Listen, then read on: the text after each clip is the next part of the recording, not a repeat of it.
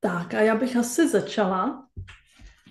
Krásné úterní dopoledne všem, kteří jste dorazili nyní živě na tento webinář o české reklamní aplikaci Tanganyika. A také zdravím vás, které dorazíte později nebo se podíváte ze záznamu. Já jsem Jasmína, kdo mě neznáte, a pomáhám hlavně ženám, ale nejenom ženám, k e-shopům, které jim dělají radost a živí je, ať už tím, že ten e-shop stavím společně s váma nebo vás mentoruju. A jsem moc ráda, že jste se rozhodli rozšířit si obzory a vzdělávat se v možnostech, které dneska máte na poli reklam, což je právě teď před Vánocema velice aktuální, protože mnohé z vás budete chtít spustit reklamy, abyste přilákali více návštěvníků na e-shop právě v té předvánoční sezóně. Co také vidím, je, že dnes je bez jakýchkoliv reklam mnohem těžší uspět než dříve. Cena reklam je ale enormně vysoká. A proto jsem se také rozhodla, že uděláme s Tanganikou tenhle webinář, abyste se dozvěděli, jak právě Tanganika by vám mohla pomoci. A možná si pamatujete, že jsem v minulosti už jeden webinář s Tanganikou dělala, asi v roce 2022. A na základě toho řada z vás už Tanganiku tenkrát vyzkoušela, za tu dobu se ale aplikace vyvíjela, vylepšovala a sama jsem zvědavá, jak vlastně dneska, nebo co dneska vlastně všecko nabízí. Já jsem ještě před webinářem poslala týmu Tanganiky otázky, které si myslím, že se vám honí hlavou, takže doufám, že budou doufám, že většina otázek, které máte, třeba už teď připravené, budou zodpovězené, ale kdyby přece jenom ne, dole je chat, takže můžete psát v průběhu do chatu, anebo se potom ke konci zapnout mikrofon a zeptat se. Jinak věřím, že po webináři budete mít jasnost, v jaké formě Tanganiku budete chtít vyzkoušet, ať už pro nějaký rozjezd, rychlejší rozjezd e-shopu, anebo potom pro růst e-shopu.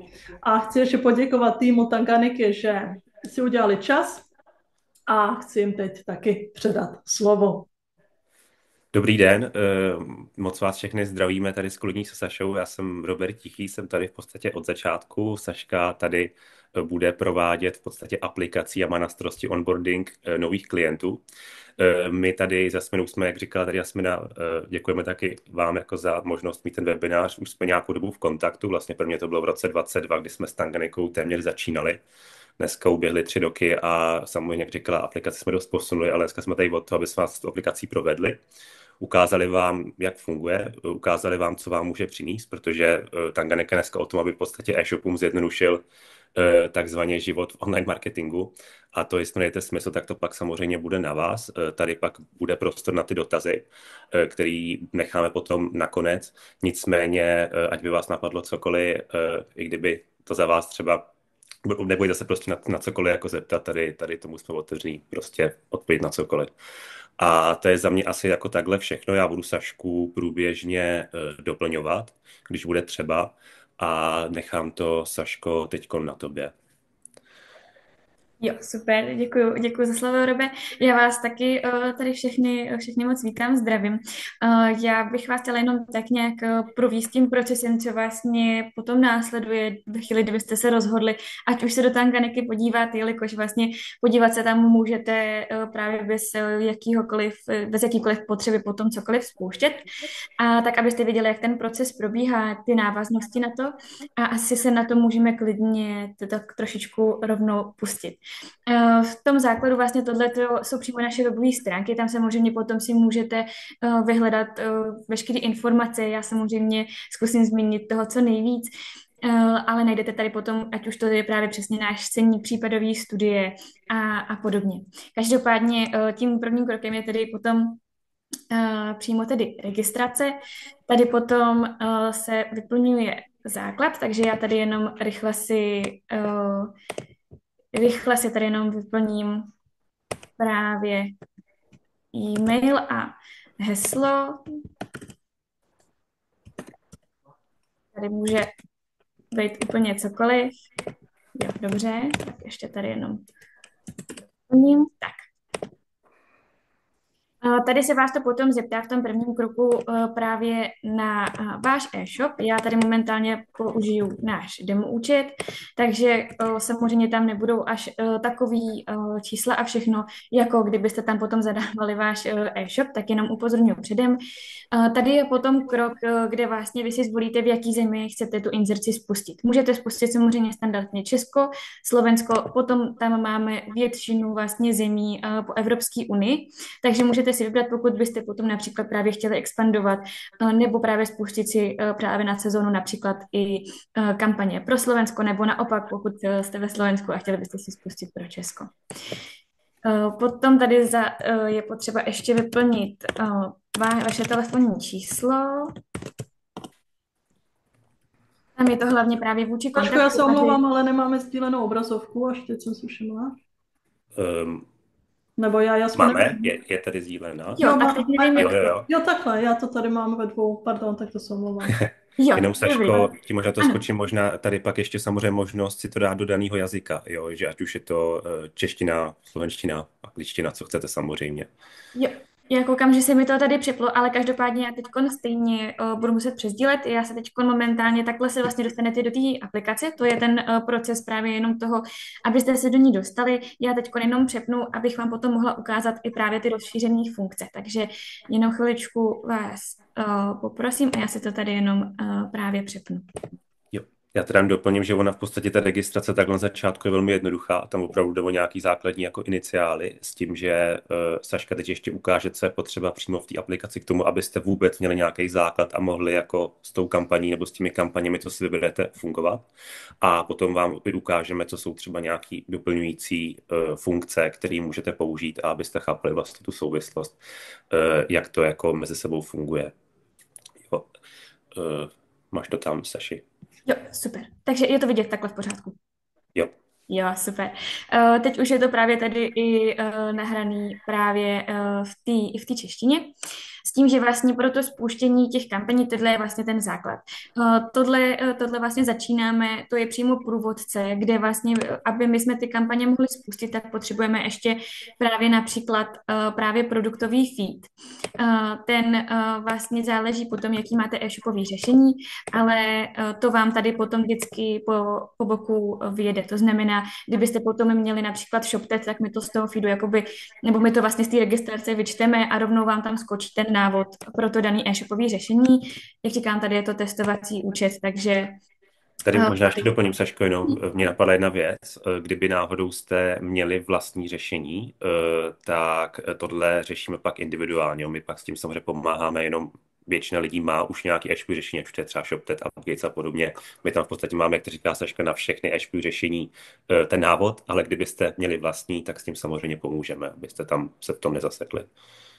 Jo, určitě tam vlastně ten produktový feed, ten slouží, je to právě přesně ten seznam všech těch produktů, aby my jsme věděli, co budeme právě pro vás inzerovat. Dalším krokem je tam ten měřící kód. Ten právě zachycuje všechny události, které ty uživatelé na tom vašem e-shopu udělají. To znamená právě o to, že si přidají něco do košíku, že si něco prohlížejí. A tohle jsou potom právě ty klíčové události, kterými zkoumáme, aby jsme mohli optimalizovat. Já tady teda jenom ještě rychle dokončím. Tohle je potom právě nastavení toho měřícího pixelu, tam zase provede vás tím návod.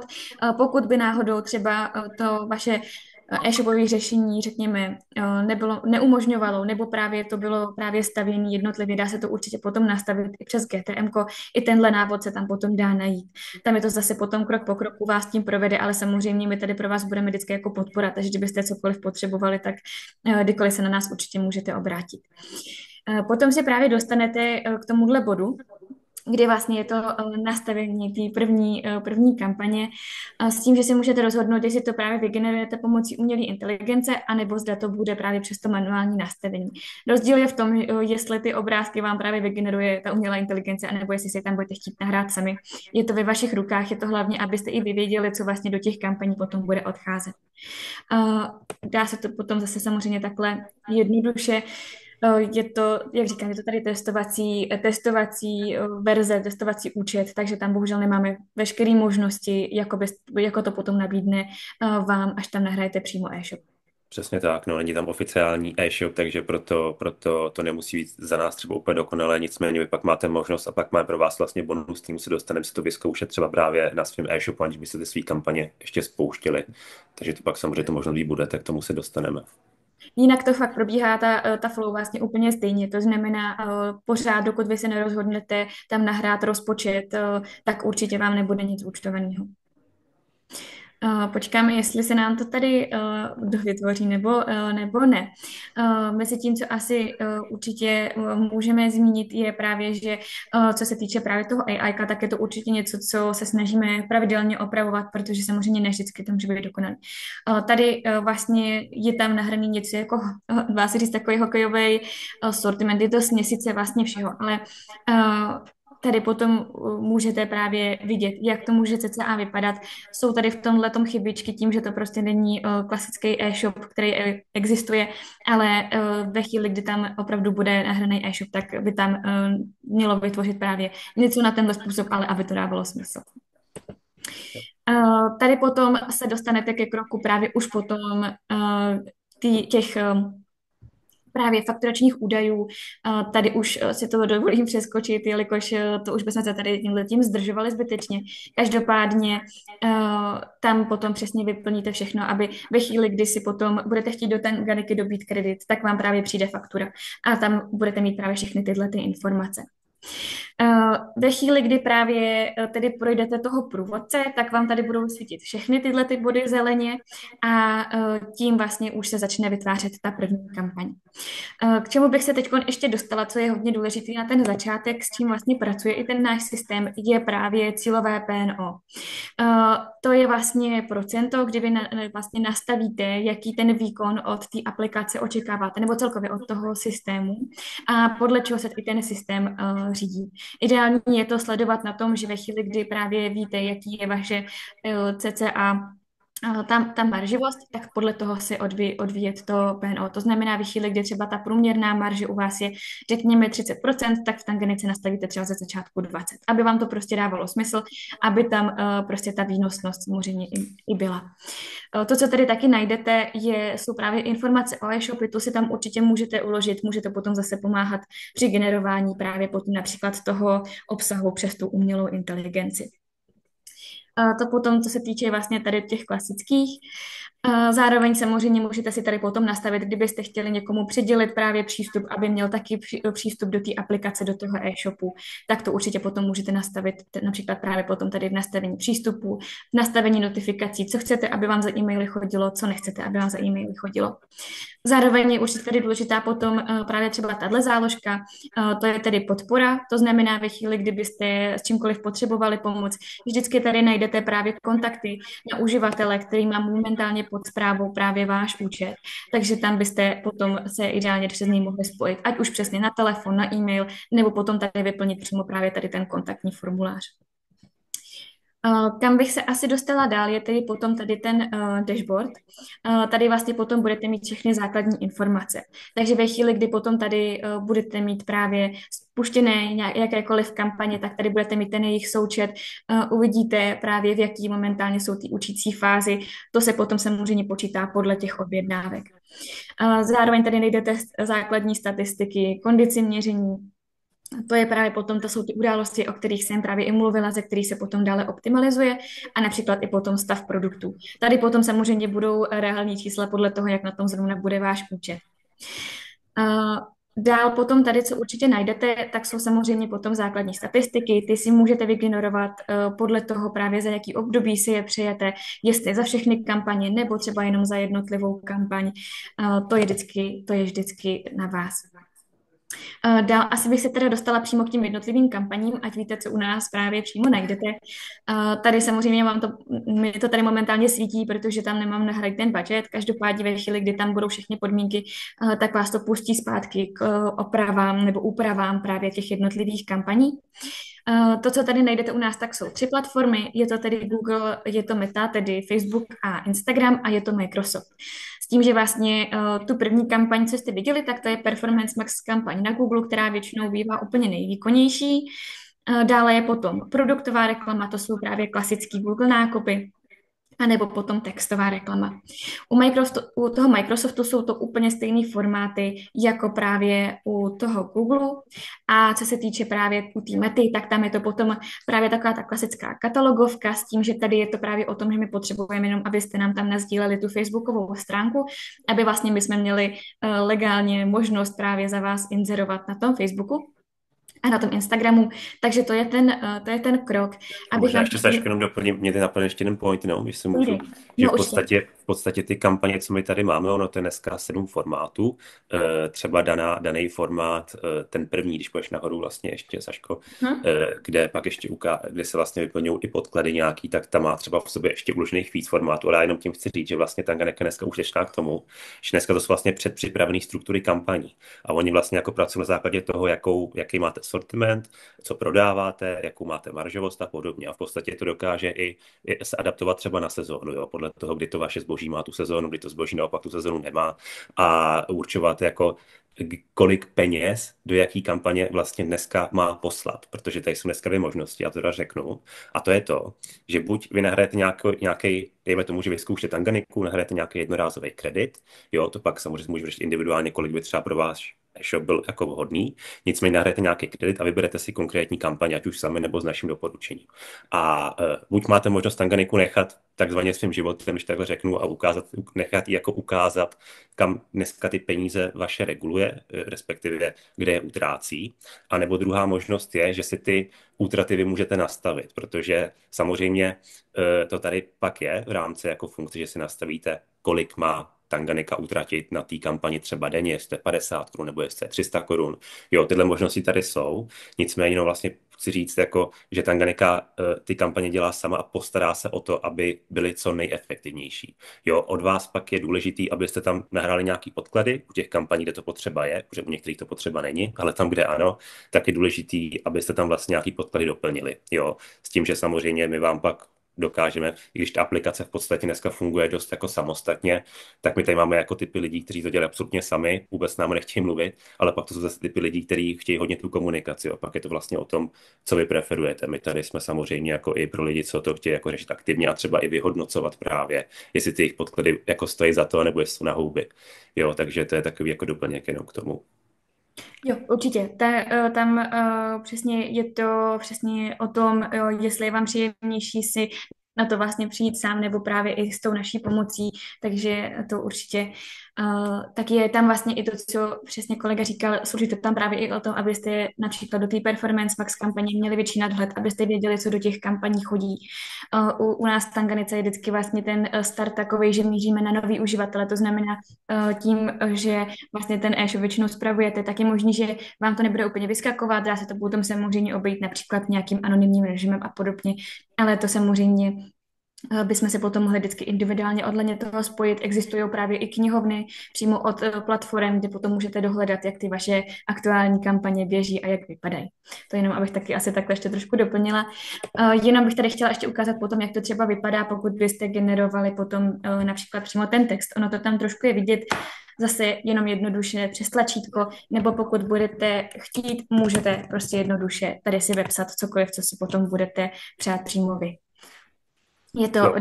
vždycky na vás s tím, že to je teda takhle ta sekce těch kampaní. Já bych se teď asi klidně dostala ještě tady do sekce produktů. Tady vlastně potom najdete všechny ty produkty, které jsou v tom vašem feedu, s tím, že si můžete potom vždycky zvolit, že například tenhle produkt nechci inzerovat na Google, ale chci ho nechat inzerovat na Metě. Můžete to právě udělat potom přímo takhle přes ty jednotlivé produkty, záleží, kolik jich potom na e-shopu máte, dá se to potom udělat stejně tak i přes kategorie. Zase jednoduše si jenom nastavím, na Metě to inzerovat nechci, na Google inzerovat chci. Je to vždycky na vás a to je taky podle mě ještě taková důležitá sekce, protože ve chvíli, pokud byste tam opravdu měli produkty ve stylu jako třeba papírnictví,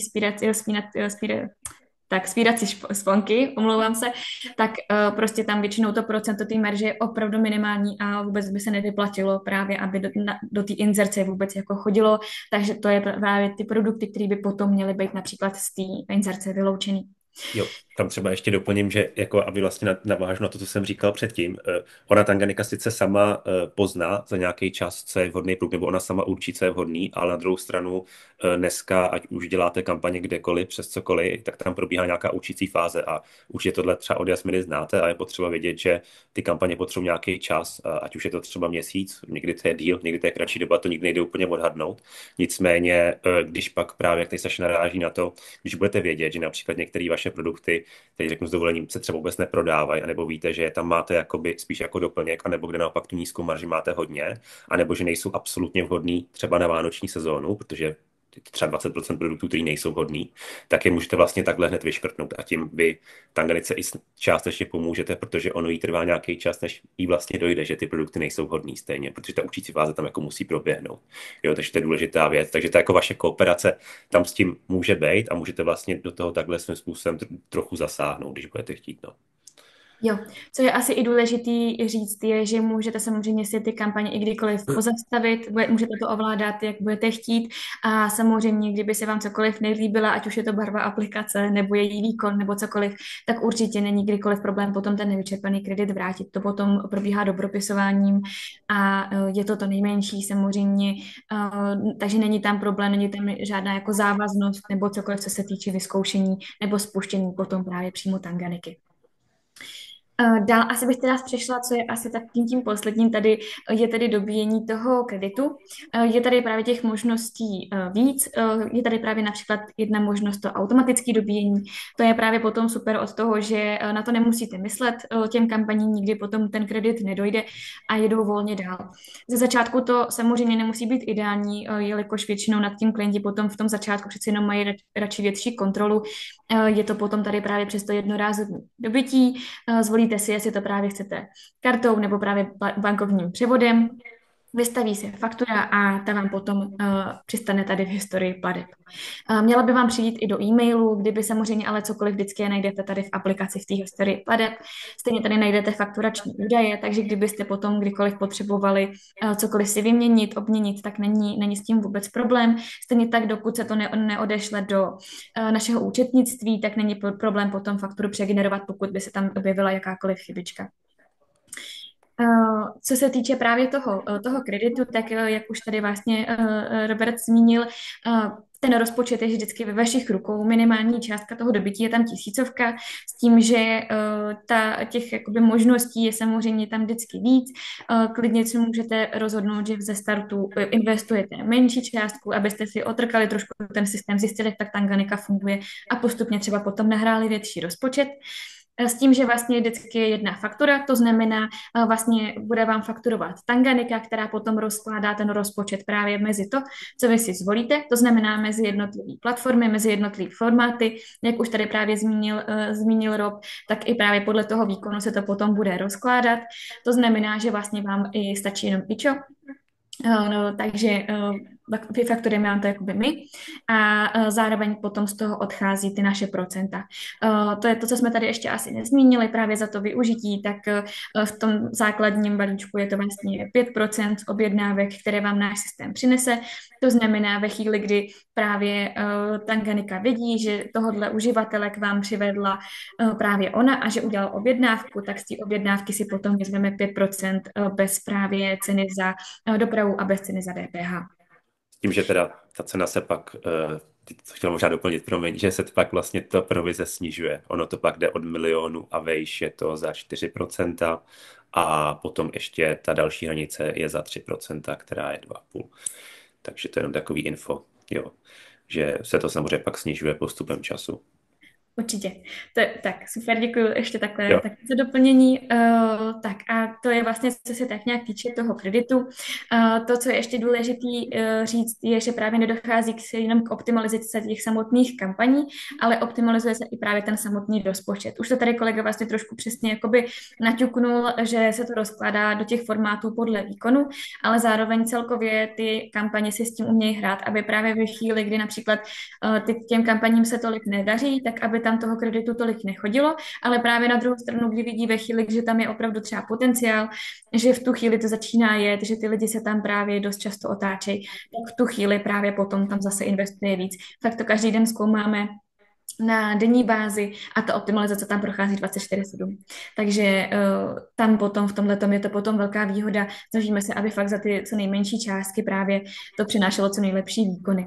Zároveň asi bych tady klidně rovnou zmínila to CSS partnerství. To vlastně znamená, je to smlouva, kterou vlastně máme uzavřenou s Googlem. Znamená to, že pokud byste právě někdy si chtěli udělat ty vlastní kampaně nebo už jste měli, tak to určitě není problém, jelikož právě tohleto CSS partnerství nám zaručuje, že i když si spustíte kampaně přes nás, tak na sobě nebudou nějak parazitovat, nebudou si navyšovat cenu za proklik a je tam potom právě výhoda nějakých slev právě za ty prokliky. To se tedy týká jenom platformy Google, ale může to být potom velká výhoda právě pro e-shopy, pokud právě potom se budete víc rozrůstat. Nevím, jestli tě třeba ještě napadá něco k tomu CSS partnerství, Robert. Ne, to je asi za mě, prošel bych ty AI funkce ještě Určitě. a jinak asi ne. Určitě. Tak to je vlastně to, co jsme se tady tak trošičku nechávali nakonec, to je vlastně to, co přibylo Dostově, to je vlastně naše předplatný neboli premium. To je vlastně klasický, jako když si třeba předplácíte, řekněme Netflix nebo něco, probíhá tam strhávání právě z karty, je to právě potom na měsíční bázi, kde to je potom právě 499 korun na měsíc a jsou tam právě funkce navíc. Jedna z těch funkcí je, to už právě Rob zmínil, to je, že si můžete u jednotlivých formátů nastavit právě ten denní rozpočet.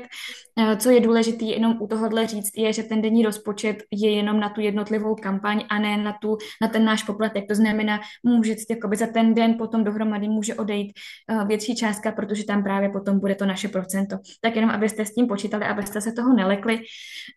A co se týče tedy potom dalších funkcí, Jenom ti vlastně doplním, Saško, promiň, jsem vzpomněl důležitý point, že vy pak i vidíte přímo ve statistikách, když tam skočíš, prosím, tak tam pod tím PNO, jo, jednak vidíte objednávky, ale jednak i pod PNO kampaní, jak tam máš ten otazníček, když tak tam u PNO, když uvidíš PNO, přímo, ne, nahoru, já PNO. tady mám asi to skrytý tím, víš, meetingem.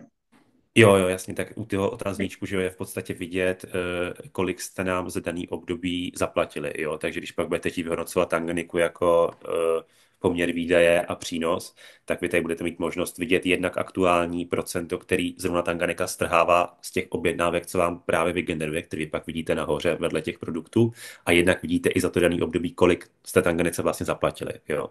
Důležitá věc, na kterou jsme zapomněli, a je fajn vidět, kolik jste nám zaplatili, to nemusíte dopočítávat pak jako ručně. Určitě, co bych asi zmínila, je právě přesně nebát se využívat ty otazníčky, tam právě by mělo být všechno dovysvětlený, abyste pochopili vlastně to, co znamená, takže určitě se nebát si ty otazníčky potom rozklikávat. Každopádně právě ty rozšířené statistiky je jedna právě z těch rozšířených funkcí, který v tom prémium právě najdete. To znamená potom výpis objednávek, jak se na tom vedou vaše produkty, vaše kategorie, celkově potom ta návštěvnost, jakoby odkud je a co vlastně za ty uživatelé u vás právě to navštěvují. To, co si myslím za mě je hodně fajn právě pokud i to je ten začínající e-shop a podobně, tak je potom tady ta diagnostika e-shopu. Tady samozřejmě ve chvíli, kdy tam bude přímo e-shop, bude to házet reální výsledky. Tady je to zase pouze jenom demoverzi, abyste jenom viděli, dokázali si představit, jak to potom vypadá.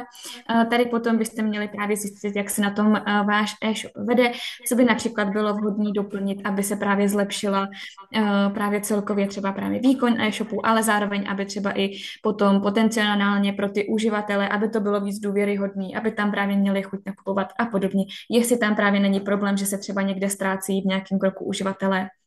Tohle všechno tam potom právě můžete si najít. Najdete tady potom přesně i například přehled konkurence, celkovou tu analýzu stránky a podobně. A vlastně asi takovým, bych řekla za mě, jedním z těch lepších právě technických věcí, co nám tam přibyly, tak to je samozřejmě ty AI nástroje. Já tady můžu v rychlosti právě vám ukázat, jak to potom CCA tady probíhá. Tady jsem si připravila jenom vlastně obrázek nějakého plišáčka.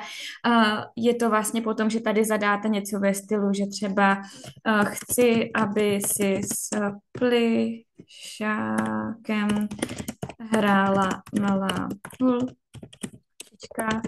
Tak a pak to tady vlastně jenom takhle v jednoduchosti si můžete vygenerovat, počkáme jenom, až nám tam něco vyběhne, ale tohle to potom můžete právě využívat kdekoliv. Můžete to právě využívat do přímo kampaní, ale zároveň i pro ten e-shop. A můžete potom tady samozřejmě klikat různě na přegenerovat a podobně. Dál potom, co tady je, můžete samozřejmě vytvářet i pozadí, nebudu se tady s tím zbytečně úplně zdržovat, jelikož si tohleto určitě můžete potom vyzkoušet určitě sami, s tím, že třeba tady potom můžete vygenerovávat i video, to tady zkusím rychle ještě jenom s tou hokejkou, takže chci, aby si s ní hrál malý kluk. Doufám, že jsem to... Občas je samozřejmě potřeba to se s tím trošičku pohrát, například i u toho popisu.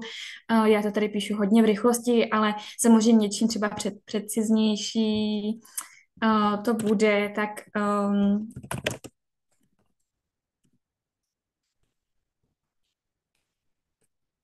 tím je to lepší. Píšeme to takhle.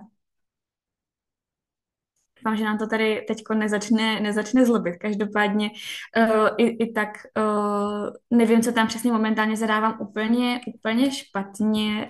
To je Saško tím, že tam není nahraný reálně ten e-shop a to jsme mohli říkali, Jo, že tady to může stát. Mě to právě předtím vyhodilo, ale je možný, že teď Já vím, ale to nechce. No. ono to dělá chyby pak občas, no, ale Takže, když pak si jo. to vyzkoušíte, tak to vám to bude úplně v pohodě, jenom tam musíte mít reálně tu URL adresu a mít tam informace o tom e-shopu a ten reálný produktový feed. To je jediný, to se moc omlouváme tady za trošičku výpadek. Každopádně, co poslední tady potom najdete, je právě pomoc s tím tvořením toho obsahu. Můžete si právě tady zvolit, jestli to chcete pro sociální sítě, blog, e-mailing. V jednoduchosti si tady potom najdete třeba, že chcete právě příspěvek pro Facebook, zvolíte si tady specifikace, na koho chcete mířit a potom vám to vlastně vygeneruje obsah, který zase můžete využít potom kdekoliv, kde si budete potom přát. Takhle je podle mě takový ten základ té aplikace za mě všechno. Nevím, Robi, jestli napadá tebe cokoliv, co bys ještě doplnili, možná určitě, že jsem něco zapomněla a podobně. Za mě ne, aby to nebylo úplně tolik informací. Ono pak bude dobrý, když se případně takhle tady komunita od Aspeny třeba doptá, ale myslím si, že zásadní jsme tam zmínili s tím, že já i dodám, než přijdem k těm dotazům, že my jsme se tady za Aspenu na základě i partnerství dohodli, že my vám ten vlastně premium, pokud byste se chtěli jako registrovat, tak vám tam dáme na měsíc zdarma, což je vlastně v rámci exkluzivity partnerství právě tady s e-shop mentoringem. Jenom je tam podmínka, že musíte napsat, ona vám to ještě Jasmina rozešle, i na info@tanganika.com, že jste se zúčastnili e-shop mentoringu a webinář a že byste chtěli využít právě ten prémium na 1 měsíc. My tu akci máme do 10.10. do půlnoci, takže nemusíte se registrovat a mít spuštěné kampaň do 10.10., ale důležité, abyste se nám ozvali do 10.10., abyste vám to právě na měsíc aktivovalo. Kdy pak můžete pracovat s tou diagnostikou e-shopu, s těma AI vlastně obrázkama, hezky se s tím jako vyhrát, mít tomu podklady třeba i pro nějaké své další jakoby práce a hlavně můžete si pak právě s nějakou částkou vyzkoušet Tanganiku na ten měsíc, což vám i potom jakoby s tím prémiem paralelně vlastně hraje takhle do karet a je to jako fajn, jo, takže za mě takhle. Jo, určitě, i kdyby náhodou samozřejmě jste měli e-shop teprve v připravovací fázi, určitě není problém, jediný co, tak jenom nám prosím do toho 10. napište a potom se můžeme individuálně domluvit, od kdy vám to období můžeme potom zapnout, to určitě není problém, jenom je důležité tam se nám ozvat.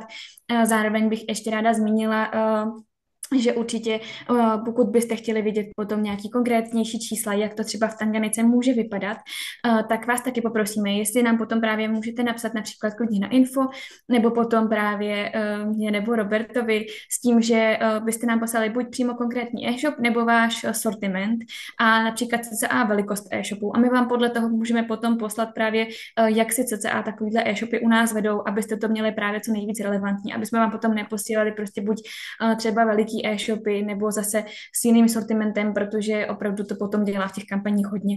Takže pokud byste potom určitě chtěli vidět takhle něco víc dopodrobna pro váš právě konkrétní sortiment, tak si nám určitě ozvěte. Stejně tak, jako kdyby jste potom chtěli například se ještě spojit s námi jednotlivě, tak určitě taky budeme rádi. Uděláme si tam na vás určitě prostor a můžeme cokoliv ještě doprobrat.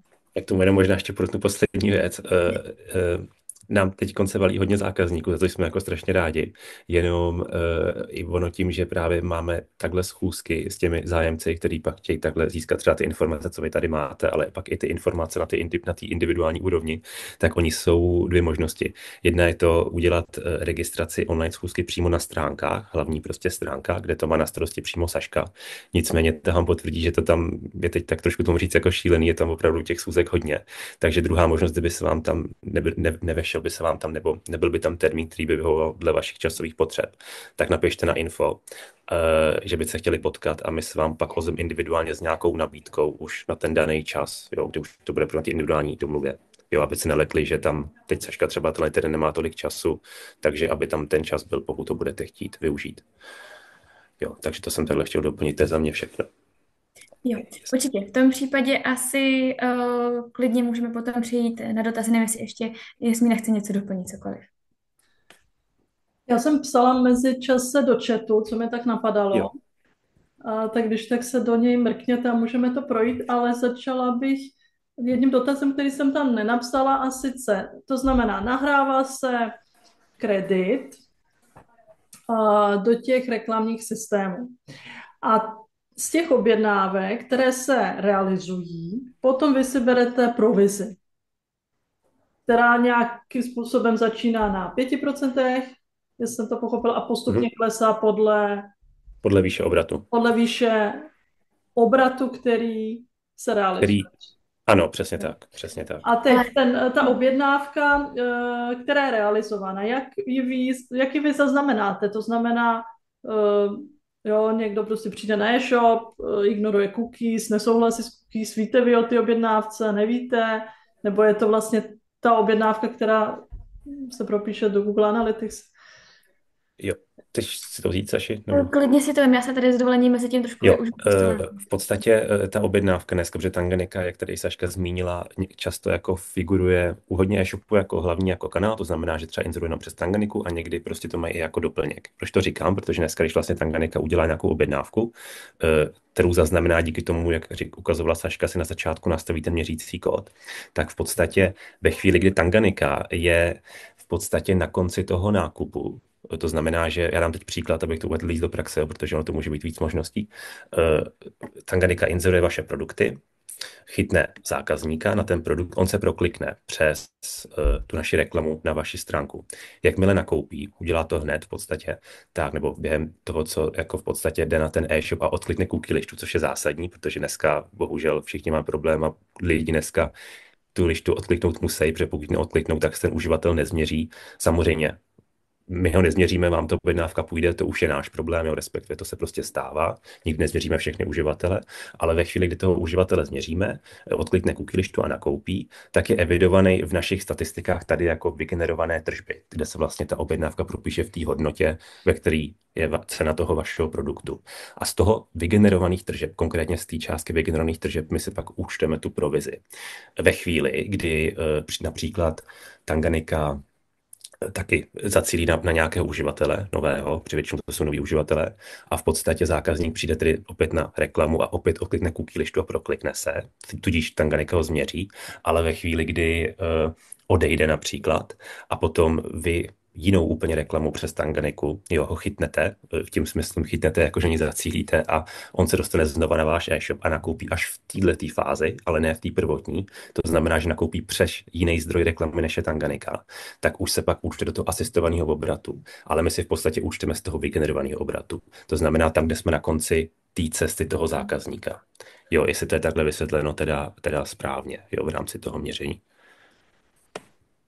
Jo, takže jestli to chápu správně, tak vy si účtujete pouze, pokud jste na konci té cesty, protože že jo, člověk může prokliknout, vidí tu reklamu od vás, pak třeba, nevím, ten e-shop spustí nějakou vlastní reklamu na Facebooku a člověk nakoupí až vlastně přes ní.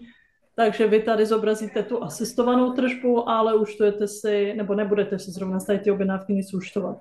To znamená, že vlastně je trošku ve výhodě uživatele, se to správně chápu, protože zákazník může nakoupit a vy to nezměříte, anebo může pomoct k objednávce přes třeba jiný systém. A Ano, a ono to taky může jít zase vlastně naopak, že to často ty taky naši klienti platí. už ty kampaně mají aktivní, jo. To znamená, že vy můžete, dejme tomu, že váš někdo vlastní komunity bude mít ty kampaně aktivní už delší dobu, chytne uživatele, ale on nenakoupí. Ale Tanganyika v podstatě dokáže pak toho uživatele zpětně takzvaně retargetovat. Jo. To znamená, že ona ho někdy chytí chytře, třeba na Facebooku, protože jste si u nás zapli Facebook například. Jo. A potom ve chvíli, že Tanganyika vlastně toho uživatele dotáhla a dokázala ho chytit a přinesla ho zpátky a nakoupil, tak je to potom ve stejném případě poslední akce a proto my si z toho účteme právě ty procenta, protože ten uživatel spadne do těch vygenerovaných tržeb, kdy Tanganyika udělala tu poslední akci před tím nákupem, ona byla ten poslední vlastně zdroj. Jo, takže ono, ano, uživateli do účtní ve výhodě, jakože si v podstatě účteme ve chvíli, kdy tam je jenom ta vygenerovaná tržba, nicméně samozřejmě Tanganyika může podpořit i z druhé jako strany v podstatě, jo. Takže to je důležité taky podotknout. Jo, a stejně tak asi jenom i tady to potom je vidět, vidíte tady potom i ty asistované tržby, že tam nějaký proběhly, z toho nic účtovaného není, ale máte to tam jenom pro přehled, že vlastně Tanganyika se na té cestě nějakým způsobem i podílela. Mhm. Tak já bych tady přečetla ten můj další dotaz. Vy jste mluvili o nějakých dalších podkladech pro reklamy a to jsem úplně nepochopila, o které se jedná, protože nebo já jsem si myslela, že vlastně tam nahraju produktový feed, napíšu prostě něco o tom e-shopu a ono už se s tím poradí. Mhm. Tam se jedná právě potom například, co se týče například těch Google nákupů, tak tam jsou vlastně ty kampaně, kde vlastně my nic nepotřebujeme. Tam se všechno právě tahá z toho produktového feedu, ale co se týče například právě Performance Max kampaně, tak tam jsou vlastně, tam je vždycky právě možnost nahrát si ty obrázky a právě ty texty do těch kampaní, které jsou potom zobrazují. To je vlastně úplně, když jsme byli u toho průvodce, jak se to tam vlastně vygenerovalo přes tu AI. S tím, že vlastně tohle jsou ty podklady, které vy si můžete zvolit, jestli si necháte vygenerovat pomocí té umělé inteligence, to znamená, nahraje vám to tam potom právě určitý XI právě produktů, produktových obrázků a právě potom těch popisů. Tohle potom odchází právě do té Performance Max kampaně. Já třeba často, promiň Saško, jenom že to ještě skočím, já samozřejmě to je od člověku, ale taková moje lepší zkušenost, protože už jsem to i s pár zákazníky mi takhle dělal, tak je nechat to zkusit vygenerovat právě tou AI funkcí, takže to přece jenom jako usnadní čas. Nicméně často je dobrý to třeba zkombinovat i trošku s tím manuálním aspektem, protože jako zákazníci ten e-shop svůj znají přece jenom nejlíp, jako to AI má určitý výhody, na druhou stranu někdy to může působit i trošku uměle, záleží jako opravdu o tom, co taky prodáváte, jaký informace máte v tom feedu, protože to je to zásadní vlastně, ten feed, který dneska obsahuje v podstatě vaše produkty, popisky, že jo, ID těch objednávek, dopravu, tam jsou vlastně všechny informace, co Tanganyika se kterým jako pracuje. A proto jako je pak dobrý za mě udělat takovou kombinaci, že to zkusíte přes to AI to nechat vygenerovat, ať už jsou fotky, ať už to jsou ty popisky, ať už to pak jsou například v těch AI nástrojích přímo ty videa nebo ty obrázky, které pak můžete nahrát právě do té kampaně, pak zase, jakoby, že vy to jakoby vytvoříte a pak to přes tu kampaň do toho vložíte. Jakoby, jo. Takže to je jakoby samozřejmě jedna možnost, nicméně já si taky zastánci, že pokud třeba máte nějaké vlastní fotky, takzvaně obsahový, kde třeba máte víc těch svých produktů, jo, nebo máte, jako už pracujete s tím díl, tak je určitě dobrý tam jako vložit a pracovat i s tím a v podstatě to nakombinovat. My pak vám vlastně i vyhodnotíme, nebo ukážeme vám, jaký podklady a jaký popisky mají jaký hodnocení. Ono se to dneska skládá na nízkou, střední, dobrou a vysokou. Myslím, že na tyhle 4 úrovně. Jo, a samozřejmě pak jste v té úrovni dobrá a vysoká, tak je to dobrý a jako super. Nicméně, když už pak jste jako níž, tak je dobrý se nad tím třeba zamyslet a ty texty, případně popisky upravit. Ale to se vždycky zjišťuje až jako třeba po 2 týdnech, po 3, po měsíci. Záleží jako vždycky zase na tom daném e-shopu. Jo, takže takhle jenom k těm podkladům. Jenom jestli to asi klíč jenom rovnou tam, jestli to za vás dovysvětlilo, nebo jestli třeba ještě kdokoliv tam trošičku v tom třeba tápe, aby jsme to když tak třeba ještě případně trošku dovyjasnili. Možná dovyjasněte ten Performance Max, kde všude se ukazuje ta reklama, co to vlastně je za typ reklamy. Jasně. To si myslím, že je potřeba dovysvětlit. Určitě. Jo, ještě tam Saško, klidně ještě můžeš rozkliknout. Jo, určitě. Vlastně, co se týče těch kampaní, tak Performance Max kampaň vlastně vlastně proč je i většinou právě jedna z těch nejvýkonnějších je, že právě se zobrazuje všude po tom Google. To znamená, že například můžete být v Gmailu a po straně vám vyskočí právě taková ta jakoby kampaň, kde je právě třeba obrázek s nějakým popisem. Stejně tak se to může stát třeba na YouTube nebo na jakýkoliv vlastně potom stránce, kterou si přes ten Google otevřete. Mhm. Tyhle vlastně tam v těchto těch kampaních funguje i ten retargeting, to znamená, že přesně, když vidíme, že se ten uživatel na tom vašem e-shopu už něco prohlížel, tak mu to právě tady v této kampani předhodíme znova. Co se potom týče právě například těch Google nákupů, tak to jsou klasické Google nákupy. To znamená, já kdybych teď vlastně šla do klasického Google a napsala tam hledám prostě dámský červený boty, tak je to vlastně hned ta kolonka pod tím, co mi vyjede právě ten katalog vlastně těch produktů Lukínka. a vlastně tam se soutěží o tom, kdo bude mít ty první vlastně příčky v té inzerci, kdo je vlastně zaujme. Co se Jo. týče textový, tak to jsou vlastně potom, jakmile potom vlastně vyskakují právě ty texty na ty dané e-shopy. To znamená, mohlo by tam být potom třeba právě, by se tam asi pravděpodobně objevila třeba e-obuv, Zalando a takhle tyhle ty vlastně jenom už vlastně čistě textový odkazy na ten Facebook. A já možná ještě Na ten doplním. e-shop, pardon. Já ještě doplním jenom jednu jako věc, protože pro někoho, kdo je třeba trošku znalejší nebo ví, tak například ta Google Performance Max, to je stejně jako je dneska na Bingu neboli Microsoftu v podstatě, tak to není jakoby ze základu naše kampaň. Já to chci podotknout tak, že Google Performance Max je v podstatě jediná kampaň, která je přímo od Google a v podstatě ono se o ní říká, že tak trošku jako ji nemůžete úplně kontrolovat, i kdybyste ji chtěli jako kontrolovat manuálně, například u sebe v nějakém svém reklamním účtu, tak ono to úplně nejde, jako jo, protože ona se tak jako trošku žije svým životem. A ono to stejně funguje tady. Jenom jako tím chci říct, že jak tady Saška říká, že nejvýkonnější, ono nám to dělá, teď přiznám si, nevím přesný číslo, ale už to bude více jak 80%, jako jo, jakoby v rámci těch Performance Max kampaní, co tam máme, to je ten Microsoft a Google, tak v podstatě to je jako velký číslo.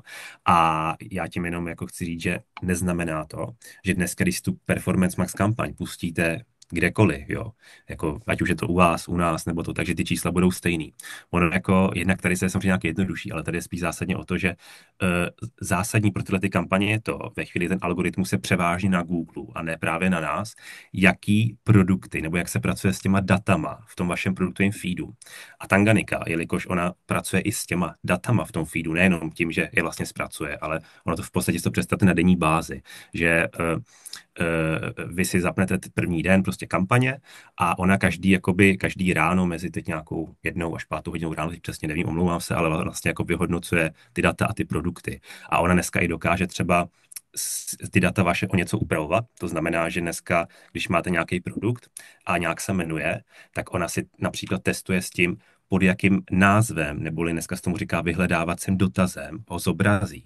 A vám to pak dá vlastně jako otevře novou cestu, že já teď dám příklad, vy prostě prodávat, tady Saška říkala, jo, například, nebo já dám příklad na něčem, třeba na těch, třeba když vezmu si třeba máte třeba folii, jo, trošku hloupý příklad, ale prodáváte třeba folii, prostě prodáváte ruční folii a Tanganyika to dneska nezobrazí jako ruční folie, protože například zjistí, že to nejde a že se to vlastně neprotlačí mezi zákazníky, nebo že to je příliš drahý. Tak ona vlastně to přepíše jako ruční stretch folie a zadá za to například nějaký rozměr. Jo, teď trošku vařím z vody v tom smyslu, že ona si sama vyhodnocuje a vlastně ty názvy modifikuje a testuje, co vlastně funguje víc a co funguje míň, což vám pak dá tu cestu se dostat k těm novým zákazníkům. A k tomu vlastně jenom chci se dostat a zakončit to tím, že není dneska ta Performance Max kampaň ve všech ohledech stejná, protože záleží, jak právě pracujete s těmi daty, který posíláme potom do té Performance Max kampaně.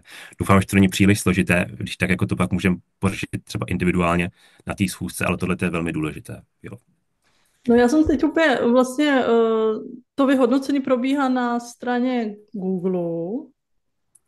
A v čem je teda rozdíl, jestli bych spustila Performance Max pro ShopTet kampaně přes vás nebo přímo? Jo. Protože Tanganyika dneska má už velký počet jako uživatelů a v podstatě, ať už to jsou aktivní, nebo samozřejmě některé e-shopy tady i nevyšly, prostě to je potřeba si říct, ne každý e-shop funguje, to je potřeba s tím se pracovat v tom prvním jako měsíci.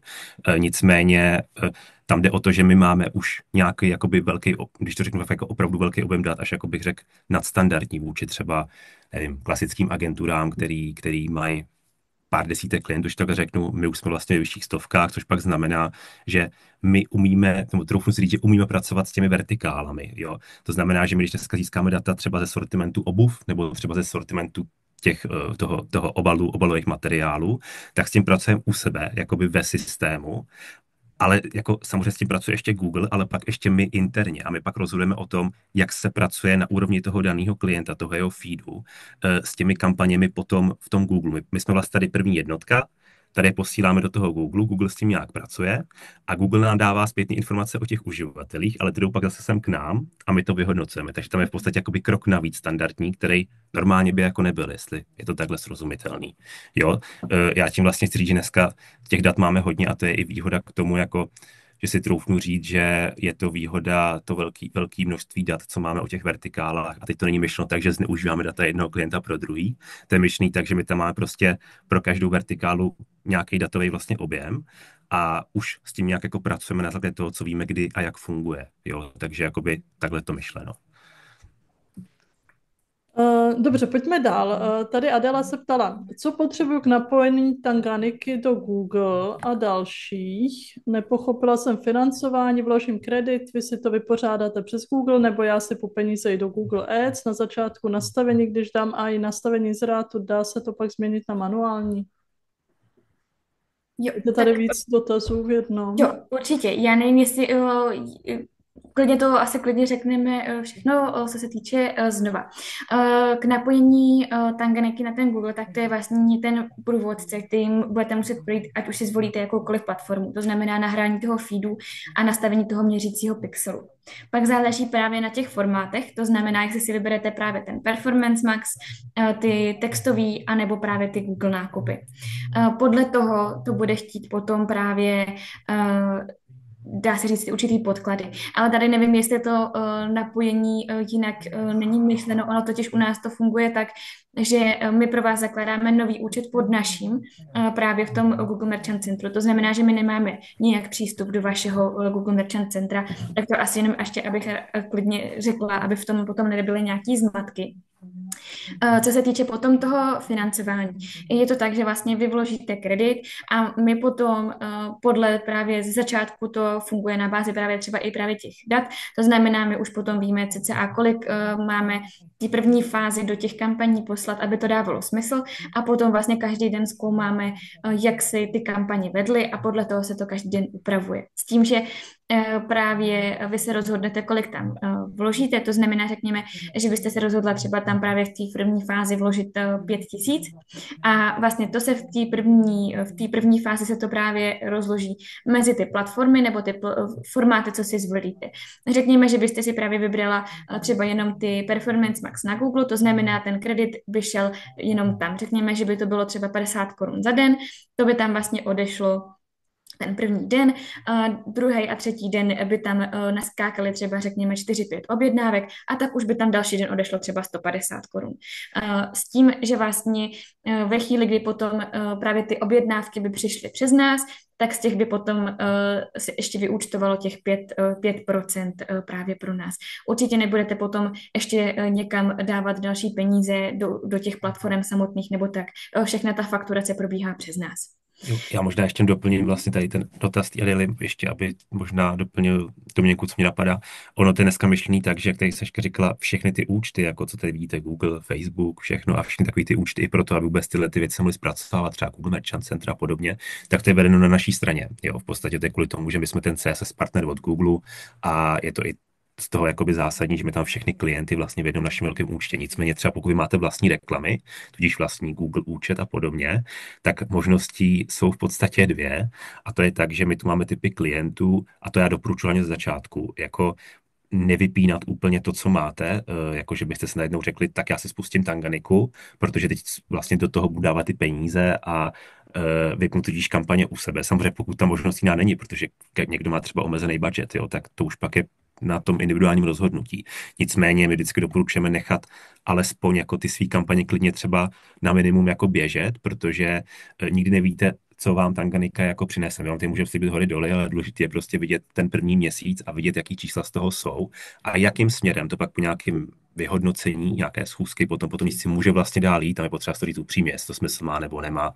A my umíme říct, že nemá, takže jenom tím chci říct, že v podstatě jako dělat věc takovou, že vypnete svý kampaně a necháte to všechno u nás, není třeba doporučení, kterým bychom my šli, jo, ale to finální je potom samozřejmě jako na vás, protože ono potom, když Tanganyika ty čísla donáší a i když potom je tam nějaká provize, ale v podstatě za vygenerované tržby a zjistíte, že Tanganyika vám dneska donáší ty zákazníky levnějc, tak ono potom samozřejmě je dobrý například ty svý kampaně vypnout, pokud děláme dlouhodobě lepší čísla na těch našich účtech, jo, ale to už pak je taky o tom vašem posouzení. No a stane se teda, že někdo má Google, třeba svý Google nákupy, svůj Google Performance Max, jede mu to, pak se rozhodne, že zkusí Tanganiku a ta funguje hůř než to jeho, jako, nebo že mu řeknete, nemá to smysl? Takhle, z mý zkušenosti se to taky jako stává, jako je úplně na rovinu, jakože stává, ale ono je potřeba se pak taky podívat na to, proč se to třeba děje, jo. Ono pak jedna věc slouží k tomu ta diagnostika, která do určitý míry pomůže jako vůbec tomu e-shopu u nás jako říct, jak na tom je, to je první věc. Ale druhá věc, jako proč třeba jsou špatný čísla, jo. Buď Tanganyika ty neumí ten e-shop optimalizovat. To se opravdu může stát, těch zákazníků tady prošlo hodně, jo, a stává se to občas. Naším úkolem je odhadnout co nejdřív, že to fungovat nebude, což většinou po tom měsíci, kdy to není o tom, že vy dobijete třeba 10 000 a za týden se vám ty peníze spláchnou do záchoda s prominutím, ale opravdu tam třeba ty peníze ještě vydržej, jo, i díl než měsíc. Tam je pak o tom si udělat to vyhodnocení, kdy ta kampaň bude mít ty data a potom si říct, jakou cestou to může jít, což my potom jsme schopní, když ty data nějaký máme, ale ne jsme schopni to říct předem, jo, to úplně není jako jednoduchý. Ale v podstatě to je jedna cesta, proč jakoby to může nefungovat. A druhá je, že ten e-shop na to není třeba připravený. Jo.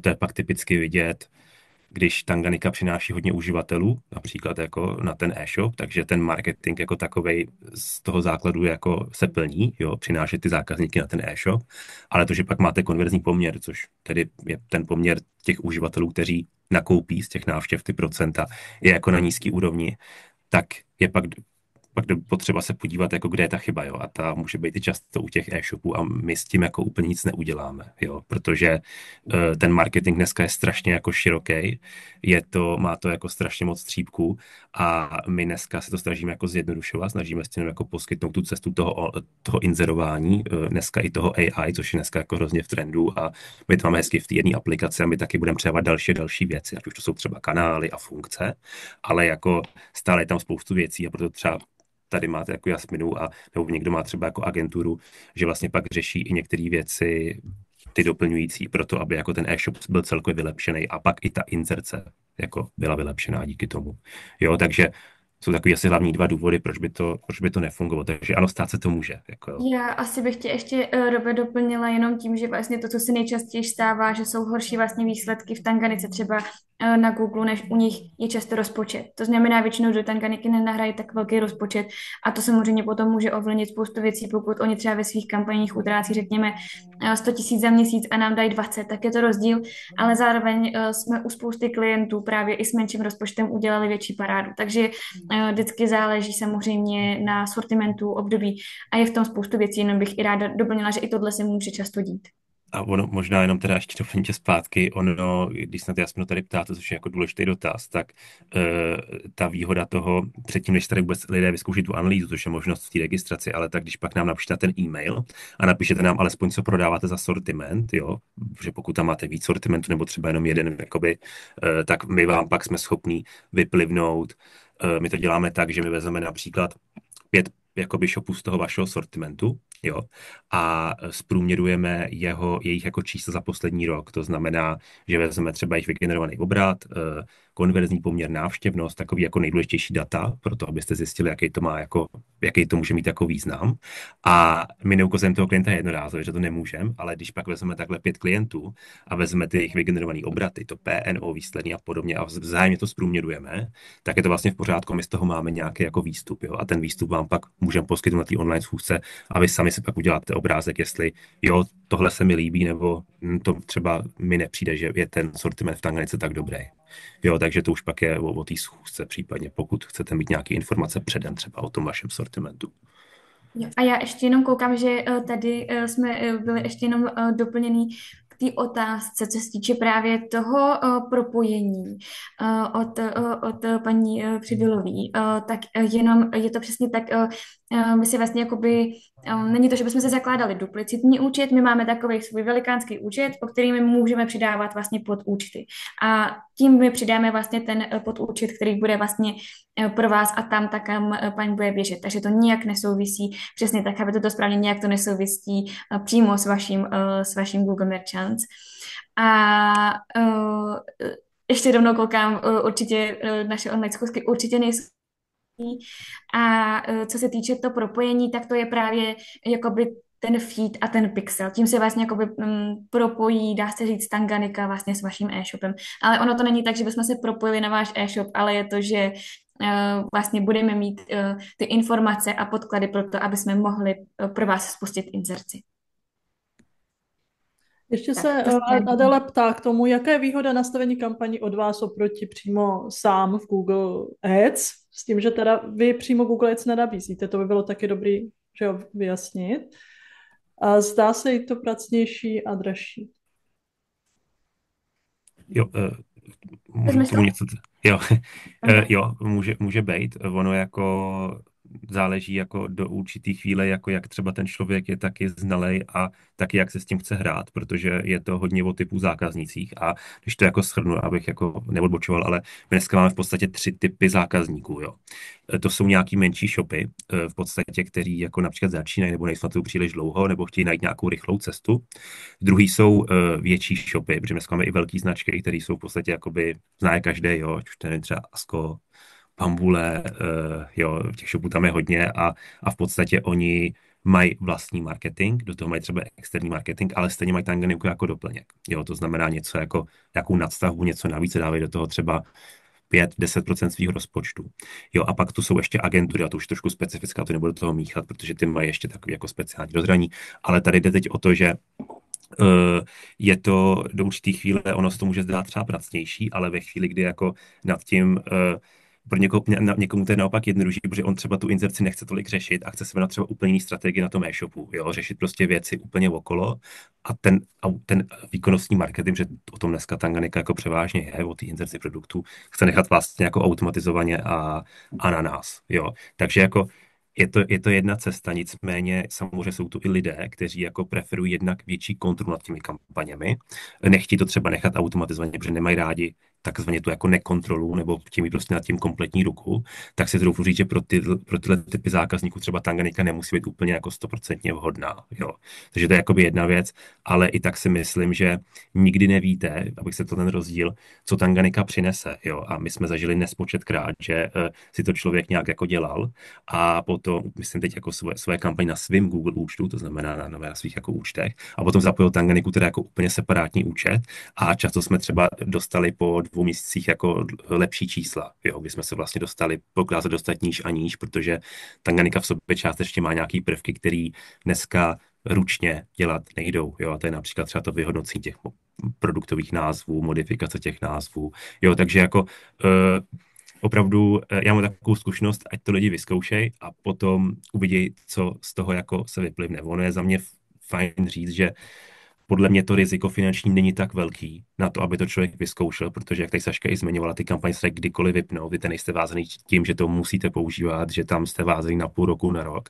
Vy to kdykoliv vypnete, kdykoliv předušíte, když se vám to nebude líbit a zbytek peněz se vám v podstatě vrátí z toho kreditu. Jo, takže takhle jakoby k tomu asi se postavím. Samozřejmě pak Já bych záleží. asi ještě jenom pro mě doplnila, že ono to tak může působit, ale tohleto nastavení, co jsme spolu prošli, může být úplně jednorázová záležitost. To znamená, vy to jenom takhle jednou nastavíte a pak už vlastně to frčí, ale ta optimalizace jede furt a vlastně se dokonaluje s jakýmkoliv vlastně dalším výsledkem nebo z další události, co se na tom vašem e-shopu stane. Ale vlastně tohle nahrání podkladu můžete ho samozřejmě kdykoliv opravovat, ale nemusíte. To znamená, to ušetření toho času si nemusí projevit hned v tom začátku, i když za sebe si myslím, že kolikrát se projeví, protože to nastavování kolikrát na těch platformách je prostě kolikrát dost náročný, ale hlavně si to může projevit právě potom, že už se o tom vůbec nestaráte, můžete se tam přijít jenom podívat na statistiky a dohrát další kredit. To si myslím, že je právě i jedna z těch velkých výhod Tanganyiky. Pojďme si ještě říct rozdíl, protože jsou reklamy, které jsou automatizované a to jsou ty reklamy, co děláte vy. A pak jsou reklamy, které si pomocí specialistů nebo člověk sám nastavuje ručně. Jo, a tady si myslím, že se jako je potřeba tady to dovysvětlit. Pokud budu mít Black Friday, který potrvá 14 dní nebo 3 týdny, tak to přes vás prostě neodprezentuju, předpokládám. To už se musím udělat ruční někde ve svým účtu. Takhle, vy máte možnost si právě v těch kampaních, například v těch textacích, v těch obrázcích, samozřejmě kdykoliv ty věci optimalizovat a upravit. To znamená, že vy to přizpůsobíte tomu Black Friday, že tam například nahrajete obrázky, kde bude napsáno příklad Black Friday, 30% sleva, nebo jsou Vánoc, tak tam zmíníte trošku popisky právě na ty Vánoce, to jsme třeba nezmínili, ale samozřejmě s těma podkladama si můžete kdykoliv hrát podle toho, jak je to jako aktuální k té dané sezóně. Jo. Jestli to je takhle jako srozumitelný. Ono jak se vlastně vrátím ještě k tomu jako nastavení, tak ono dneska obecně ten marketing, já to třeba pojebu nějakých 5-6 let, ale ono se to strašně jako zautomatizovává tak jako tak, jo. Což na jednu stranu si myslím, že právě Tanganyika v tom hraje dobrou roli, protože ona se snaží všechny tady ty věci, které se dneska automatizují, dávat do toho jednoho nástroje, jako agregovat to, protože tady Tanganyika nemá tuhle finální podobu, ono tam budou přivat nové věci a další. A v podstatě jako i tak si myslím, že dneska není jako, nebo je tam jako zásadní spíš o tom, jak se dneska pracuje s těma datama, než to, jak dneska manuálně ty kampaně klikáte. Jo, teď nevím, jestli to je úplně jasný, ale v podstatě ta práce s těmi datami je strašně jako dneska zásadní. Jo, a pomalu to začíná být jenom o té práci s těmi datami. Jo, že dneska toho v těch kampaních reálně, v toho Google dokážete dělat míň a míň, jo, což je taková věc, že někomu to vyhovuje, někomu ne, ale lidi se na to budou muset ve finále prostě přizpůsobit, jo, nebo adaptovat. Jo, takže... Tady ještě, Adela ještě doplňuje, že ji vlastně zajímá, pokud je to malý e-shop, který nikdy ještě třeba neinzeroval, tak jestli Tanganyika je vhodná, plus Lívia se ptá, jestli je vhodná Tanganyika jako jí mít jako jediný reklamní nástroj, jestli pro ten třeba začátek. Určitě právě i s tímhletím tak nějak ta Tanganyika vznikla právě pomoct malým e-shopům, který právě ty reklamy nemají, aby obstály právě v té konkurenci, která do toho už prostě sypala velikánský peníze. Právě tam je ta výhoda i například těch rozpočtů a všeho, aby vlastně tam ta šance byla. Vlastně bych řekla, že spousta takhle e-shopů vyrostla s námi. To znamená, vlastně přišla do Tanganiky, měla Tanganiku jako jediný nástroj, vyrostla s náma a potom třeba si na určitý další formáty právě zvolili další nástroje, ať už to byla třeba agentura, specialista, nebo si potom s tím začali hrát víc sami a potom právě se už potom můžeme úplně bavit o těch větších e-shopech, který už mají vlastně jak Tanganiku, tak vlastní agenturu na Google Ads a do toho třeba si ještě mají klidně vlastní týmy a podobně. Každopádně určitě není vůbec právě problém, když se v Tanganice začíná takhle s malým e-shopem. Ten rozpočet, asi abych tady rovnou i zahrnula tu otázku od vlastně Jasmíny, jak se ptala vlastně na ten rozpočet, tak tam, jak říkám, není na to nikdy konkrétní částka. Ideální je třeba kolem 5 000 s tím, že právě už bychom tam měli vidět, jak to bude reagovat, jestli to právě bude mít úspěšnost a jestli ten e-shop má právě velký potenciál, nebo jestli je tam právě potřeba ještě si s něčím pohrát. Ale zároveň to můžete vidět i 100 000. Záleží, co od toho v tom prvním počátku chcete vidět. Jestli už chcete vyloženě vidět hnedko náběh jako objednávek a nebo jestli třeba chcete vidět právě to, jak ten systém funguje. To znamená, že třeba když se tam nahraje ta 1000, tak už přece jenom tam uvidíte prokliky, možnost třeba pár objednávek tam je taky a jestli vám tohle stačí pro to, abyste vlastně se rozhodli, že do té Tanganiky chcete investovat víc, tak je to taky v pořádku. Ale zároveň pokud chcete třeba hned ze začátku už vidět trošku víc, tak je lepší tam investovat třeba už kolem těch 5 000. Jo, určitě, no vlastně za mě těch jako 5 000 je taková ideálka, ono pak tak ještě hraje hrozně důležitou roli, kolik těch reklamních formátů si na začátku vůbec pozapínáte, což je důležité, to se ještě nezmínila a to pak je už na tu individuální třeba konzultaci, protože my, aby jsme vám mohli nějak poradit, tak se taky na nějaké věci musíme zeptat, což teď samozřejmě řešit nebudeme, ale zkrátka bych to zjednodušil, čím více formátů, myslím na začátku, hned jako od spuštění se zapnete, tak tím ten rozpočet je důležitější o něco větší. Jo. Takže Saška třeba říká 1000, což ale může být třeba 1000 na kampaň. Já vlastně jako doporučuji klidně těch 5, klidně až jako těch 10, ono opravdu záleží taky, kolik těch formátů si zapnete. Jo, ale troufnu si říct, že není potřeba tam vykládat nějaký velký peníze. Ono vlastně jediný, co je důležité vidět, že chodí návštěvy a že je z toho pár objednávek. A vlastně dneska ta metrika PNO, jo, což ještě raz opakuju pro ty, co třeba s tím tolik nepracují, je ve zkratce podíl nákladu na obratu, určuje se to vlastně v procentech. A čím nižší to procento je, tedy ten podíl těch nákladů na ten obrat, tak je to vlastně dobře, protože máte nižší náklad na tu reklamu, tedy na tu objednávku, která se uskutečnila. A cílem je, nebo dobrou známkou i dneska, jako je, jak poznat, že ta reklama je efektivní, takže od té doby, co vy to máte spuštěný, takže že ten podíl nákladů vlastně klesá, že to procento je nižší a nižší a to je vidět právě v tom čase. Jo?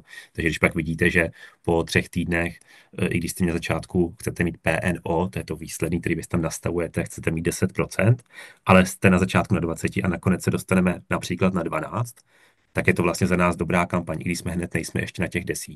Ale to PNO kleslo jako výrazně a to je známka toho, že se to může dále zlepšovat. Jo.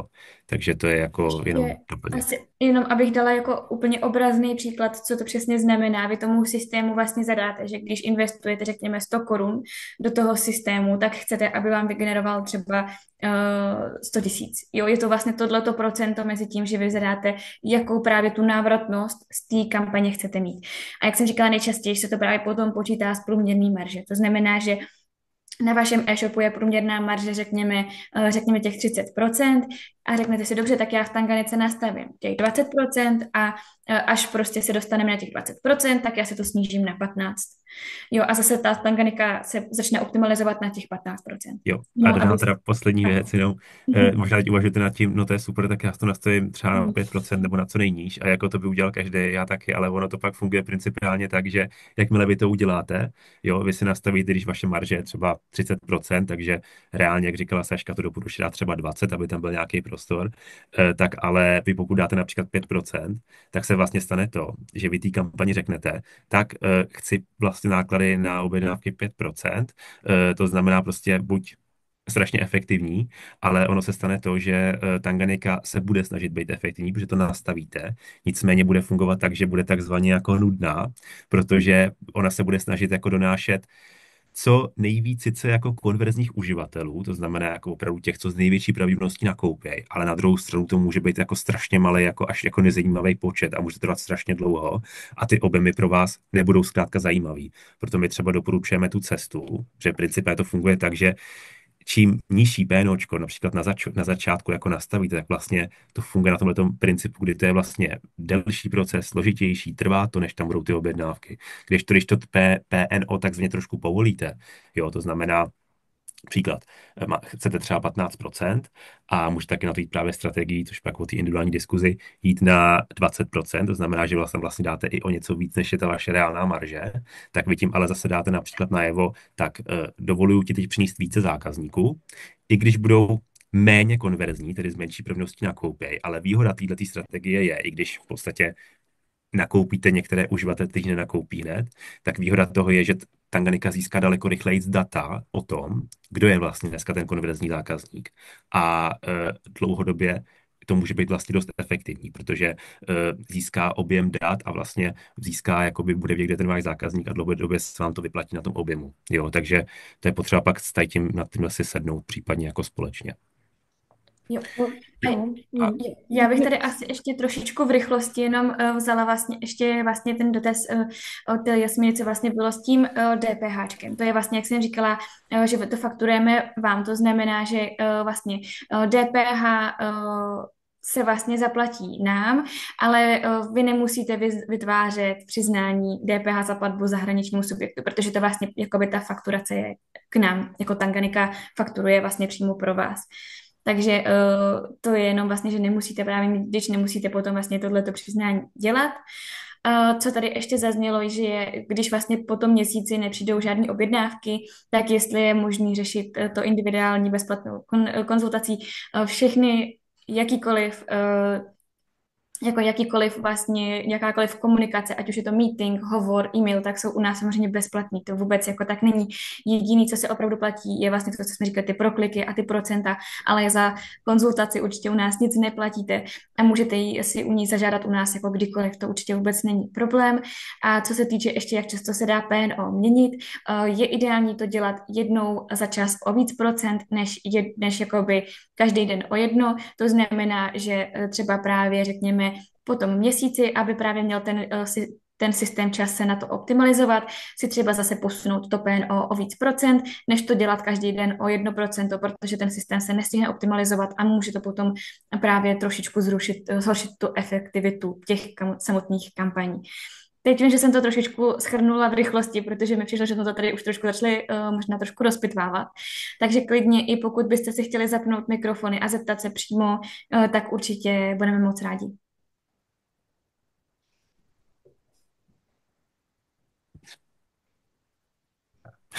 Nebo klidně samozřejmě do toho chatu budete chtít využít. Klidně ještě počkáme, jestli se někdo chce na něco zeptat, ale co mě u toho PNO vlastně jakoby z praxe se děje to, že mluvili jsme tady o vlastně PNO 20%, 15%, ale ve skutečnosti člověk nebo začínající e-shopař spustí reklamy a to PNO prostě je 80%, jo, sežere to všechno, někdy prostě reklamy jasně. vůbec jako nefungují, jo. Tak protože tohle je realita většiny začínajících e-shopů, že vlastně do toho jdou s tou vininou, OK, já tam teď nahraju a prostě 5000, PNO jsem nastavila 20%, takže já očekávám, že z těch 5000 prostě vygeneruju kolik, 4x, 5x víc obratu, ale to se jako neděje.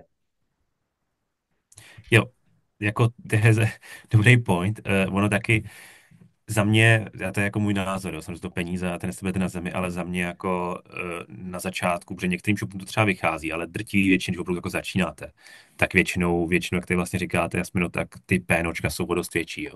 Ale za mě jako důležitý je vědět, jak se s tím popere jiný systém a v podstatě nekoukat tolik ani na to PNOčko třeba na začátku za mě, ale spíš se podívat na to, jako co to přineslo, jaký objednávky a co Tanganyika vlastně zjistila. Jo, i třeba na základě té diagnostiky, protože my pak jsme schopní, to třeba má zkušenost Saška, jo, ale my jsme pak schopní to jako toho klienta jako utnout, jako prostě, protože radši mu říct, teď je potřeba, aby si spravil třeba něco nebo tohle a pak se vrať za měsíc a zkus to znova, než aby jsme tady vlastně z něj ty peníze tahali, jo, protože když pak samozřejmě se pohybujete několik týdnů kolem PNO 80%, tak to pro toho zákazníka skutečně jako nemá jako efekt a nemá smysl, aby tady za mě jako pokračoval, podle mého názoru. Jo. To je pak potřeba jako vědět, co je na tom e-shopu špatně a aby ten jako e-shopper s tím pracoval, protože nikomu to nebude fungovat jen tak, že si založí e-shop, řekne si, já budu prodávat tohleto, pak jde jako, no nevím, flastu na ShopTet,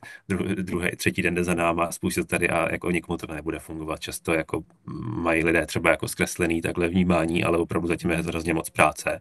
A nejdůležitější jako je pak zjistit, co je vlastně špatně, aby se to dalo opravit, protože jakmile jsou ty bariéry, tak je potom daleko větší šance, že pokud samozřejmě ty lidi s tím pracují, že to bude mít jakoby v budoucnu kýžený výsledky. Jo. Takže jako, jak i říkáte, a to možná Saško má zkušenost spíš ty, protože k nám chodí třeba i e-shopy, jako třeba i ze zahraničí a takhle, že jo. A jako taky se stává, já nevím jak často, ale že ty shopy prostě nemají to PNO, jo, takže prostě to vyzkoušej, bohužel utratili třeba 3000, my jim řekneme, že to tady fungovat prostě nebude a vyzkoušeli to a pak tu jsou e-shopy, který vlastně zjistí, že když do toho bude měsíčně, tak se jim to v podstatě jakoby dlouhodobě vyplácí, jo, a to už pak je opravdu ale zase o té individuální diskuzi po tom měsíci například, no. Jo, a hlavně máme určitě spoustu jako zkušeností i s tím, že si to u nás někdo vyzkoušel a vlastně si potom vrátil, jelikož to nefungovalo, vrátil se potom ve chvíli, kdy si ten e-shop doladili a od té doby je v Tanganice jako spokojený a jedou s náma dál, takže těch jako scénářů, co se může stát, je opravdu jako hodně, ale co se určitě děje a mělo by se vlastně dít určitě tak, jak na naší straně to zlepšování a vyhodnocování, tak určitě i vždycky na tom e-shopu, jelikož samozřejmě ve chvíli, kdy, a to jsou přesně takový ty problémy, o kterých jsem tady zmiňovala, je to třeba, že se uživatel ztratí, když dá něco do košíku a podobně a to potom může hodně ovlivnit právě to, jakým směrem se ten e-shop bude dál ubírat, jestli ten uživatel objednávku dokončí například nebo ne. Tak já se podívám, bych se ještě... Ano? Určitě. Určitě, ptejte se. Můžu se ještě zeptat, vy to nějak vyhodnocujete potom ten e-shop, jak si vede, nebo když já uvidím, že prostě po měsíci tam furt sypu pětitisícovky a ono prostě nic se neděje, tak se ozvu a dáme konzultaci, anebo vy to nějak taky sledujete? Uh, jo, promiň, době. Jo. Tam je vždycky nejlepší, jelikož právě už máme větší právě stovky klientů u nás, tak je lepší, když se přímo ozvete vy, a ať je to jako kdykoliv, právě prostřednictvím právě klidně e-mailu, telefonu, zažádat si o tu schůzku. Určitě není jako vhodný, pokud právě se vám tam cokoliv nezdá, tam sypat další peníze, aniž byste to třeba s námi prokonzultovala. No, Ale promiň, ono, jinak. jako je, tam je jedna věc, že ono Tanganyika pracuje na pozadí s tím, jako ona sama jakoby kontroluje tyhle věci, nicméně my taky máme tady jakoby v podstatě tým a oni to kontrolujou, ale vlastně se může stát, že jako jak by to mohlo vypadat v praxi, vy máte nějaké jako čísla u nás a najednou vlastně probíhá nějaká kontrola ruční, protože my to nenecháváme jako jenom tady jakoby na Tanganice a dějí se vůle boží, je tam jako dejme tomu nějakých třeba 15% i kontrola jako ruční, jo, která pak jakoby je zásadní k tomu, aby ty kampaně nějak fungovaly, protože my ani nechceme to nechávat čistě na systému, který jakoby funguje na algoritmech našich a zároveň algoritmech Google a podobně, protože to není cesta, kterou chceme upírat prostě, jo. A tohle třeba lidi tolik nevědí, ale jako takhle to je. Ale chci říct, že třeba on pak může být 7 dní třeba, jo, může být prostě výpadek. Eh, My jsme třeba dělali týden předtím kontrolu na vašem e-shopu a další den probíhat nebude. A ve chvíli, kdy se to například stane, tak je dobrý, pokud vy to vidíte a máte hned podezření, že něco není v pořádku, tak se klidně ozvat. My jsme za to jako za tu aktivitu rádi, protože my se třeba můžeme ozvat až další týden potom, jo. A vím, že tohle třeba nezní příliš profesionálně, ale ono jako je potřeba, aby do toho i člověk aspoň jednou za čas trošku jako kouknul, jo, jako jak se to vyvíjí, jak se to daří. A ono potom, když se něco jako děje, tak my vlastně tomu věnujeme okamžitou pozornost, pokud jako jsme neučinili předtím manuální zásah a zkoušíme do toho, může se i stát, že do toho právě jako uděláme manuální zásah do těch kampaní jako takových, ale z pravidla nám to většinou jakoby funguje ten základ na tom systému, nicméně, když pak jsou třeba nějaké individuální požadavky, jo, já teď dám jako příklad, jako trošku mimo, ale vy si třeba řeknete, že nechcete, aby se Tanganyika zobrazovala třeba na nějaký vyhledávací dotaz, tak my to prostě jako uděláme manuálně. Jo? Jenom teď jako podotýkám, že tohle to tady jde taky, když to pak s náma konzultujete. Ale je dobrý to trošku sledovat, aspoň malinko, když už tam jako vydáváte peníze, tak aby vám to jako v rovnováze nějak se vybalancoval ten čas, mezi který jakoby chcete ušetřit a který nad tím chcete strávit a ozvala se právě, když vidíte, že se vám tam něco nelíbí nebo nezdá. Jo, jo. A já bych se ještě k tomu zeptala, vyhazuje mi to tam nějaké chyby taky, protože jsem si všimla, že na Google Ads a na Google Search Console mi to vyhazuje prostě chyby nějaké, co si mám někde opravit v e-shopu. Tak jestli tady to hlásí v té diagnostice nebo kde, já vím, že jste tam něco ukazovali, jestli to dává doporučení, prostě co třeba jako změnit. Jo, určitě. Tam tohle probíhá celkově u nás v aplikaci. Myslím si, že to je taky ještě něco, co bude určitě postupně i přibývat, ale určitě to najdete v diagnostice. Pokud by bylo cokoliv, třeba chyběla informace ve feedu nebo tak a ta aplikace vám to zahlásí určitě. Děkuju. Taky děkujem. Tak ještě, jestli kdokoliv cokoliv by se rád zeptal. Já se zeptat asi ne, ale děkuju. Já jenom nasávám dneska, protože já mám jenom malinký e-shop. Jasmina Vípte mi ho stavěla, ale moc mě to zajímá, takže já to s ní určitě pak ještě prokonzultuju. A dobrý je, že se z toho neplatí to DPH, to se mi líbí. A ta diagnostika vlastně na měsíc to prémium, když vám Jo, napíšu. jo, Tak toto platí. bych vyzkoušela, ale já tam nejdřív samozřejmě musím nahrát teďka po různých akcích. Mám e-shop spíš za prázdnotou, takže tam musím Mhm. dodat fotky a údaje. Ale Jo. děkuju. Super. Taky děkuji moc. Některé fotky si můžete třeba nechat i u nás vygenerovat a pak je použít na e-shop jako produktovou fotku, ale abyste to teda připomněl, Stanislavo, děkuju, že teda ještě to připomeneme pro všechny, kdyby někdo připojil pozdě, že do toho 10.10. do půlnoci, kdy se nám ozvete na e-mail, není tam nějaký konkrétní slovo, jenom stačí, že se ozvete, byl jsem na webináři, chci využít vlastně měsíc prémium, co mám dál dělat, tak my už to dál budeme stěžovat na schůzku, případně vám aktivujeme právě ten měsíc zdarma toho prémium, protože ono to pak potom, jak říkala tady Saška, stojí 499 nebo 500 prostě na měsíc, jo. A samozřejmě pak to prémium se dá kdykoliv zrušit, jo, to už pak je na vás, jako jestli s tím chcete hrát a používat to dlouhodobě nebo ne, jo, takže... A důležitý přesně ještě zmínit, pokud byste chtěli nám do e-mailu třeba poslat, jak si na tom vede CCA u nás váš sortiment, tak zase klidně budeme moc rádi, když se nám ozvete do e-mailu a my vám to tam pošleme. Tak jo, já Tak jo. myslím, že se snad všecko zodpovědělo. Kdyby někomu ještě potom, nebo i kdyby se někdo díval ze záznamu, měl ještě nějaký dotaz, klidně můžete na mě, nebo přímo na info@tanganika.com ten dotaz vznést a určitě Saša, Robert dají vědět, jak to přesně je. A určitě mně teda přijde super to, že teda můžete do toho jít sami se specialistou, anebo tady s nějakým týmem, který má velké množství dat z různých sortimentů. Přijde mi to zajímavý právě ta možnost té konzultace, jak před vstupem do Tanganiky, tak potom třeba i za měsíc, za 2, kdykoliv, že máte prostě tu možnost se s někým poradit. Přijde mi to dobrý. Jo, Ale samozřejmě ten e-shop, jak už jsme si říkali, musí na to být připravený, nesmí mít strašně nějaký podprůměrný konverzní poměr a je fajn, pokud máte takový sortiment, který si ty lidi mohou opakovaně kupovat a pracujete s těmi novými zaplacenými zákazníky, třeba právě formou e-mailingu a zase motivujete k dalším a dalším nákupům. Tak, takže já vám moc děkuju, že jste přišli a kdyby teda někdo chtěl vyzkoušet Tanganiku, tak se určitě ozvěte přímo na e-mail, který jsem říkala. A za mě teda mějte moc krásný den. Určitě. Taky přejeme. Moc děkujeme všem za účast, za dotazy. Neváhejte se ozvat ještě, pokud budete chtít řešit nějaký dotazy, takhle s náma sami. Taky moc děkuji. Mějte se. Děkujeme. Děkujeme. Saša, díky. Naschledanou. Naschledanou.